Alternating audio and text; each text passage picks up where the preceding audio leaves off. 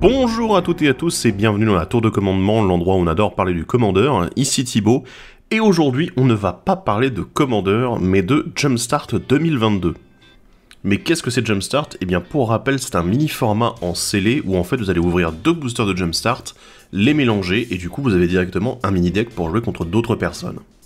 Chacun de ces boosters est tourné autour d'une seule couleur avec une thématique qui lui est propre, et du coup c'est un set dans lequel on a pas mal de petites rééditions très intéressantes, et qui est là en fait simplement pour pouvoir jouer tranquillement avec des amis sans avoir à se prendre la tête sur la construction de deck, que ça soit avec des cartes qu'on possède déjà, ou en ayant ouvert des boosters sur place. Là on ouvre, on mélange et on joue, c'est aussi simple que ça.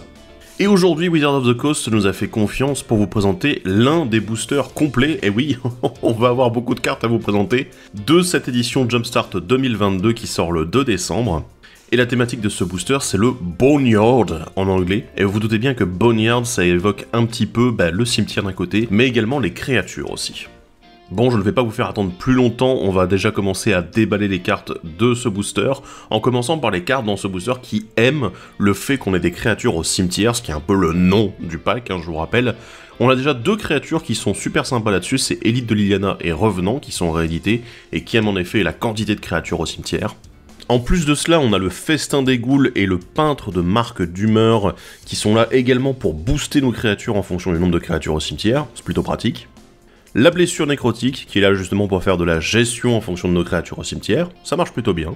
Et enfin le Maraudeur à l'âme sépulcrale, qui lui va mettre des grosses patates s'il arrive à toucher les adversaires, et que notre cimetière est plutôt bien blindé. Alors j'ai parlé des cartes qui aiment quand le cimetière est plein, mais maintenant il faut le remplir ce cimetière, il faut mettre des créatures en plus, et pour ça on a pas mal de cartes pour le faire, notamment pour commencer des cartes de meule.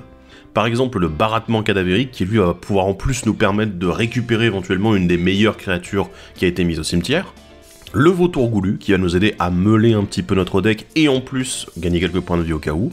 L'Approvisionneuse du Raccommodeur, un très grand classique ici avec une illustration 100% japonaise. Et enfin la Ghoul Géniarde qui est là pour nous faire meuler encore plus et qui a en plus un petit body bien sympathique. Alors évidemment pour mettre des créatures au cimetière il n'y a pas que la meule, il y a également le sacrifice et pour ça on a deux cartes, le Faucheur d'étincelles qui nous permettent de piocher un petit peu aussi, ça fait plaisir, et le bon gros démon né des ombres qui lui aime quand le cimetière est déjà plein et qui nous permet en plus de gérer éventuellement les menaces qu'il peut y avoir en face. Alors c'est bien beau de vouloir se meuler et de remplir le cimetière mais il faut également récupérer les meilleures créatures qui pourraient y finir. Et pour ça, on a deux cartes supplémentaires, le Gardien de la Fosse d'un côté, qui est plutôt pas mal vu la proportion du pack à vouloir absolument se meuler et sacrifier nos créatures, et une excellente réédition, le Cimetière surpeuplé, qui lui va nous permettre de récupérer de manière systématique des cartes. Et ça fait plaisir. Et voilà, c'est tout pour le pack Boneyard de Jumpstart 2022, on le rappelle, du coup la stratégie 100% cimetière avec tout simplement meuler, sacrifier des créatures pour ensuite en tirer une plus-value avec d'autres créatures et d'autres cartes. Et éventuellement récupérer certaines de ces créatures depuis notre cimetière pour pouvoir les réutiliser à nouveau. Encore une fois, un grand merci à Wizard de nous avoir fait confiance pour ce reveal, et on espère que ce petit pack vous a plu, et si vous voulez découvrir les autres, eh bien allez voir auprès des autres créateurs de contenu qui ont aussi du Jumpstart à vous révéler.